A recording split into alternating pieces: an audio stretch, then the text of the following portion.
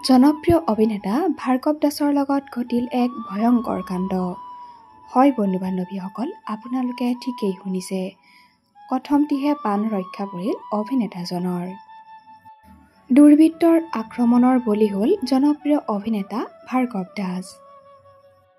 গুৱাহাটীৰ বেলতলা চাৰ্ভেত দুৰ্বৃত্তই আক্ৰমণ কৰে ভাৰ্গৱ দাসক।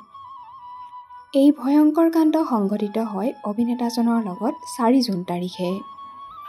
এখন বাহনত উঠি অহা দুৰ্বৃত্তই মূৰত আৰু পিঠিত আক্ৰমণ কৰে অভিনেতা ভাৰ্গৱ দাসক। ইতিমধ্যে অভিনেতাজনৰ মূৰত 5টাকৈ চিলাই পৰিছে। ঘটনা সংঘটিত কৰি পলাই পত্তং দিয়ে দুৰ্বৃত্তই। ইতিমধ্যে এই ঘটনা সন্দৰ্ভত অভিনেতা ভাৰ্গৱ দাসে দিছপুৰ থানাত এজাহাৰ দাখিল কৰিছে।